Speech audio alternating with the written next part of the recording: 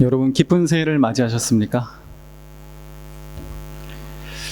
항상 초등부실에 있다가 이 대예배실에 오면 굉장히 커요. 네, 하나님의 은혜가 저는 이 공간을 채우고도 남을 만큼 우리 모두의 삶 가운데 임할 줄을 믿습니다. 사람이 살아가면서 가장 많이 경험하는 것 중에 하나가 기다림입니다. 아침에 커피 한 잔을 먹기 위해서도 또 버스를 타기 위해서도 기다려야 합니다. 기다림이 없는 삶이란 존재하지 않습니다. 우리가 시간의 흐름과 함께 사는 한 그렇습니다. 그래서 삶은 기다림의 연속이라고 표현할 수 있습니다. 기다림의 종류는 여러 가지입니다. 강제적인 기다림도 있고 자발적인 기다림도 있습니다. 지금 예배드리는 이 순간에도 어떤 분은 누군가로부터의 연락을 기다리는 중에 있을 수 있습니다. 어떤 문제가 해결되기를 기다리시는 분도 있을 것이고, 하나님의 특별한 응답을 기다리는 중에 있는 분들도 있을 것입니다. 아니면 인터넷에서 주문한 물건이 오기를 기다리는 분도 있을 것입니다. 또는 설교가 빨리 끝나기를 기다리는 사람은 없겠죠? 아직 30분이니까요. 기다림에는 언제나 대상이 있기 마련입니다. 그것이 사랑하는 연인이든 시험의 결과든 아니면 아마존에서 주문한 택배 상자이든 말입니다. 그런데 사람은 이 기다리는 행위를 통해서 자신이 기다린 그 대상과 특별한 관계 속에 놓이게 됩니다. 살아있는 생명이나 또 죽은 사물이나 또는 어떤 사건이든지 누군가가 그것을 능동적으로 기다린다면 그 대상은 비록 지금은 당장 그의 앞에 있지 않을지라도 기다리는 이에 현실에 영향을 미치고 또 그 일부가 되기 시작하는 것입니다. 교회가 기다리는 것이 있다면 그것은 무엇입니까? 교회는 주님의 오심과 하나님의 나라를 기다립니다. 그것이 바로 교회가 가진 비전입니다. 오늘날도 그렇고 예전에도 그러했습니다. 오늘 읽은 말씀에 아리마대 요셉이 등장합니다. 빌라도를 찾아가서 예수님의 그 시신을 달라고 요구한 그의 태도는 거침이 없고 당돌했다고 성경은 말합니다. 그렇게 그는 예수님의 시신을 얻어서 돌 무덤에 장사 지냅니다. 마가복음은 그를 두고 하나님의 나라를 기다리는 자라고 묘사합니다. 비록 예수님께서는 십자가상에서 숨을 거두셨지만 예수님께서 전하신 그 하나님의 나라는 요셉 안에 살아 있었습니다. 예수님과 동고동락한 제자들도 뿔뿔이 흩어진 그 마당에 예수님의 시신을 얻어서 장사 지내는 일은 무모하고 불필요하게 여겨졌을 수도 있습니다. 더군다나 당시 예수님을 적대시하던 유대인의 최고 기관인 공의의 의원으로서 그의 그런 행동은 자신 스스로를 위험에 몰아넣는 일이었을 수도 있습니다. 그러나 요셉은 진지하게 하나님의 나라를 기다리는 자였습니다. 자신의 사회적 지위나 정치적인 생명을 기꺼이 포기할 수 있을 만큼 그는 그 나라에 대한 큰 갈망과 바람이 있었던 것입니다. 그리고 요셉의 그 용기 있는 행동은 결과적으로 주님께서 부활하시는 그 공간적인 처소를 마련한 것이 되었습니다. 예수 그리스도를 우리가 인격으로 오신 하나님의 나라라고 할 수 있다면 그분의 죽음과 다시 사심은 그 나라의 완성입니다. 하나님 나라에 대한 여러 가지 이미지와 모습 그리고 그 의미에 대한 설명은 잠시 접어두고자 합니다. 중요한 것은 하나님 나라의 비전을 가진 사람은 그 나라를 기다린다는 사실입니다. 바꾸어 말하면 하나님 나라를 기다리는 자만이 그분의 그 나라의 비전을 갖고 있다고 할 수 있는 것입니다. 이러한 사실들은 우리의 삶에 하나의 경각심을 불러일으킵니다. 왜냐하면 현재 우리의 삶을 실제로 노정하고 있는 것이 무엇인지 한 번쯤은 되돌아보게 하기 때문입니다. 그러나 요셉의 기다림과 행동이 비록 그가 지닌 열정과 갈망을 표현해 주기는 하지만 그러한 간절함과 열망은 다시금 하나님의 나라, 즉 그가 기다리던 그 대상으로부터 연유했다는 사실을 주목할 필요가 있습니다. 다시 말해 요셉을 행동하게 한 그 용기는 그가 원래부터 가지고 있었던 것이 아닙니다. 그것은 그가 기다리고 있는 것으로부터 그에게 주어진 것입니다. 요셉이 기다리는 하나님 나라의 비전이 그에게 용기를 불어넣어주고 현실을 다르게 볼 수 있는 그런 눈을 주었던 것입니다. 그래서 그는 다른 이들을 볼 때 무모하고 의미 없어 보일 수 있으나 실제로는 주님의 부활을 준비한 일, 즉 돌아가신 예수님을 장사 지낼 수 있었던 것입니다. 교회의 능력은 교회가 기다리는 바로 그것으로부터 주어집니다. 세상을 향하고 있는 하나님 나라의 비전이 교회를 힘있게 하고 교회가 하는 모든 일을 의미 있게 만듭니다. 그리고 이러한 원리는 우리 개개인의 삶에도 마찬가지입니다. 저마다 바라고 구하는 그것이 그 사람의 인생을 이끌어 갑니다.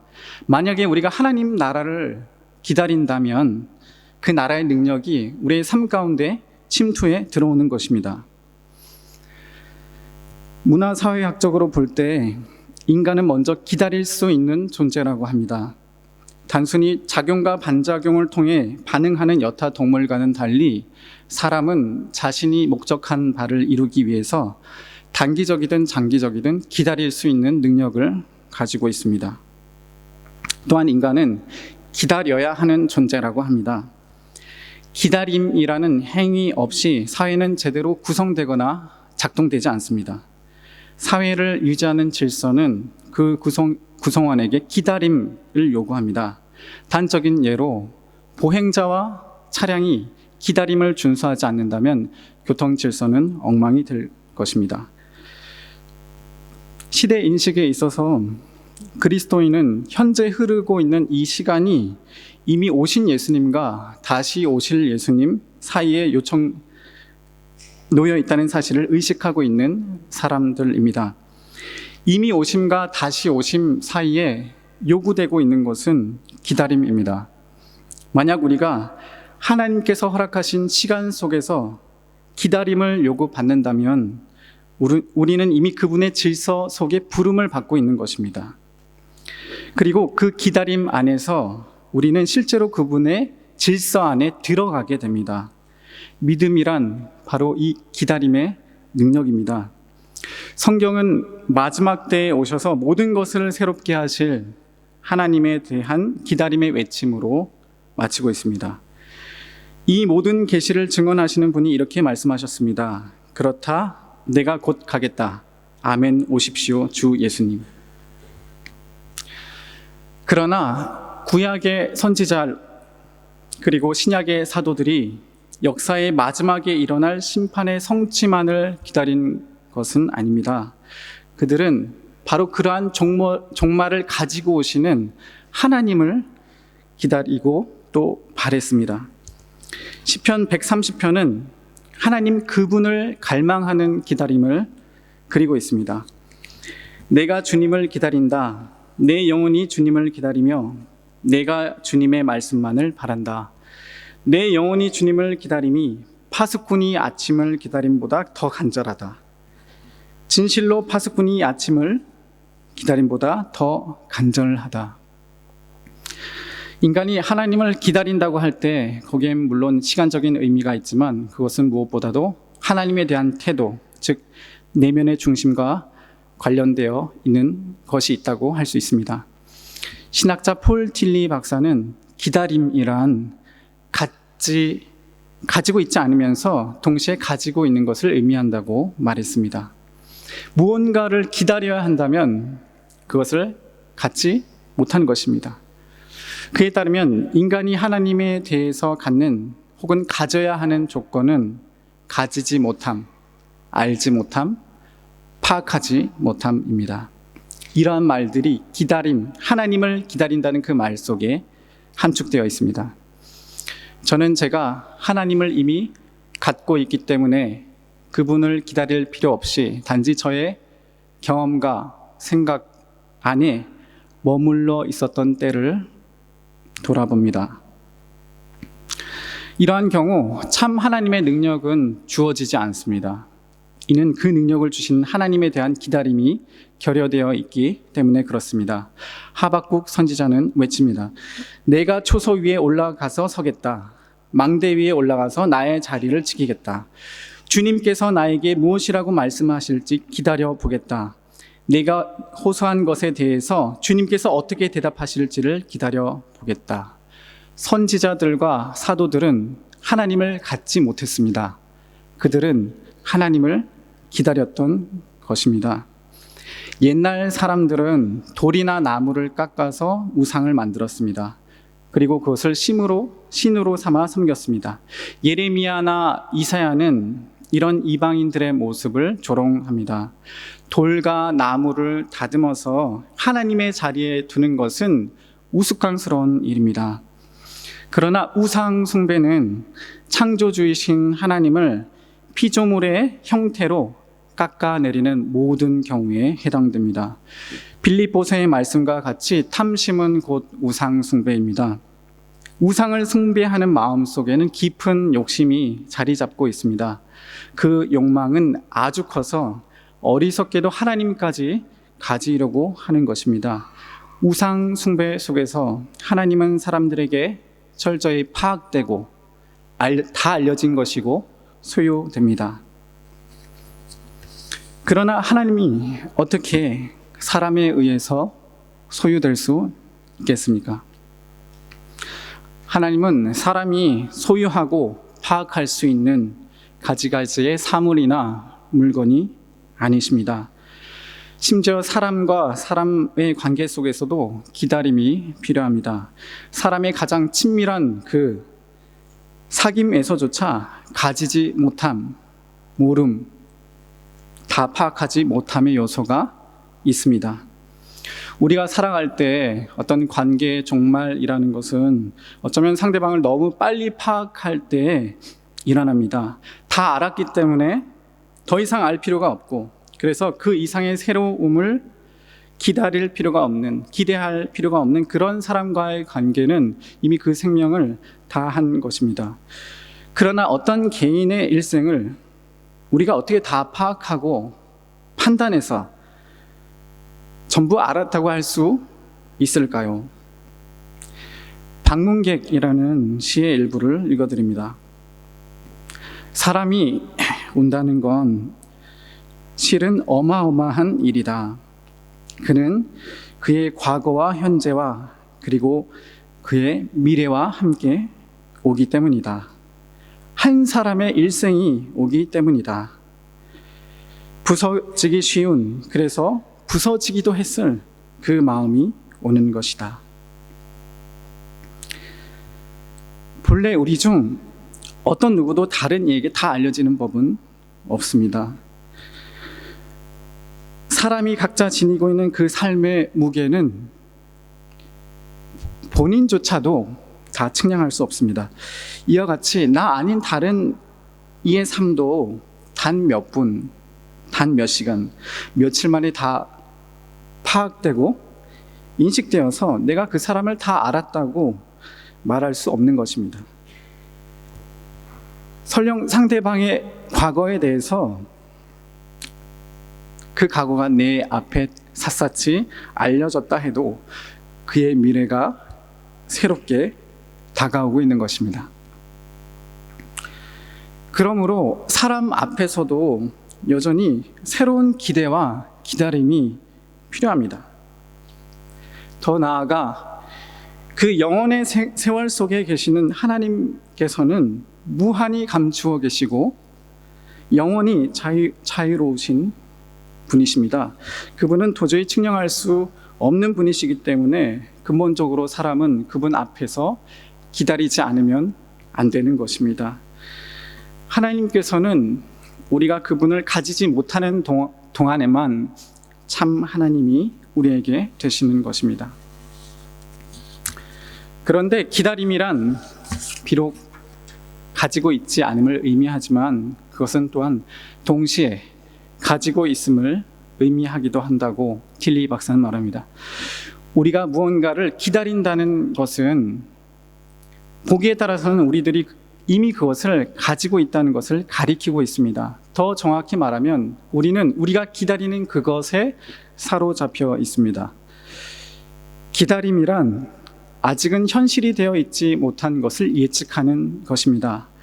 만일 우리들이 소망과 참음을 가지고서 무언가를 기다린다면 우리들이 가지고 있는 그것의 능력은 이미 우리 안에서 효과를 발휘하기 시작합니다. 기다리는 이는 근원적인 의미에서 그가 기다리는 것과 멀리 떨어져 있지 않습니다. 절대적인 성실함을 가지고서 하나님을 기다리는 자는 그가 기다리고 있는 하나님께 사로잡혀 있습니다. 인내를 가지고서 하나님을 기다리는 자는 그가 기다리고 있는 하나님의 권능을 받고 있습니다. 정열을 가지고서 기다리는 자는 그 태도로 말미암아 그것을 기다리고 있을 그 자신이 이미 하나의 활동력이 되어 있습니다. 사람은 무엇인가를 가지고 있을 때보다 그것을 기다릴 때 더 강합니다. 그러나 우리들이 하나님을 가지고 있을 때에는 하나님을 우리들의 손아귀에 쥐어잡기에 편한 형태로 깎아내리는 것입니다. 그리고는 하나님을 하나의 우상으로 만들어 버립니다. 우상 숭배에 있어서만 사람들은 자신들이 하나님을 가지고 있다고 믿게 됩니다. 하지만 만일 우리가 하나님을 다 알지 못한다는 것을 자각하고 있다면, 그리고 하나님께서 당신 스스로를 우리에게 알려주시기를 바라고 기다린다면 그때야말로 우리들은 참 하나님에 대한 무언가를 알고 있는 것입니다. 그때 우리들은 비로소 하나님께 파악되고 하나님께 알려지고 또 그분의 소유가 되는 것입니다. 그때에만 우리들은 우리 안에 연약한 마음을 가지고 있으면서도 믿음을 가진 자요, 하나님으로부터 떨어져 있음에도 불구하고 그 하나님 안에서 용납하심을 받고 있는 것입니다. 그러나 하나님을 기다린다는 이 사실이 그분을 알아가는 일을 포기하는 것을 의미하지는 않습니다. 기다림은 결코 하나님에 대한 절망이나 포기가 아닙니다. 기다림은 우리들이 가지고 있는 자의 권능 안에서 우리들이 그분을 가지고 있지 않다는 사실을 인정하는 것입니다. 시인은 고백합니다. 내 영혼이 주님을 기다림이 파수꾼이 아침을 기다림보다 더 간절하다. 진실로 파수꾼이 아침을 기다림보다 더 간절하다. 시인은 내 영혼, 즉 자신의 전 존재를 들여서 하나님을 기다린다고 고백하고 있습니다. 이것은 하나님을 기다린다는 것이 비단 하나님께 대한 우리의 관계의 일부가 아니라 그 전체의 상태임을 보여주는 것입니다. 온전한 의미에서 하나님을 기다린다는 것은 하나님께 우리 자신을 다 드린다는 말과도 같습니다. 따라서 하나님을 기다린다는 것은 우리의 삶의 어떤 한 시점이나 한 측면일 수 없습니다. 분해포 목사님이 말씀하신 것처럼 하나님은 우리가 가진 어떤 가능성의 한계에서가 아니라 생의 한가운데서 중심에서 인식되지 않으면 안 됩니다. 하나님께서는 단지 죽음의 문턱에서뿐만 아니라 희락과 평강 속에서 알려지기를 원하십니다. 하나님은 고난에서뿐만 아니라 건강과 활력에서, 그리고 죄된 감정에서뿐만 아니라 희락과 평강 속에서 알려지기를 원하십니다. 하나님께서는 우리의 삶의 어떤 보충물이 아니십니다. 그분은 우리 삶의 중심이십니다. 그분은 단지 어떤 문제를 해결하시기 위해 우리의 삶의 중심부를 맴돌고 계시는 분이 아닙니다. 하나님을 기다린다는 것은 그분을 우리의 생애의 중심 가운데 모시는 것입니다. 하나님을 향한 어떠한 기다림도 커다란 언약 안에 있습니다. 이는 하나님께서 우리에게 오고 계시기 때문입니다. 그렇다. 내가 곧 가겠다. 아멘. 오십시오. 주 예수님. 이 계시록의 말씀처럼 하나님은 우리에게 오고 계십니다. 기다림이 있는 소청의 기도 안에서 하나님께서는 오고 계십니다. 기다림이 있는 경배 안에서 하나님은 오고 계십니다. 기다림이 있는 순종 안에서 하나님은 오고 계십니다. 내 영혼이 잠잠히 하나님만을 기다림은 나의 구원이 그에게서만 나오기 때문이다. 아멘. 기도하시겠습니다.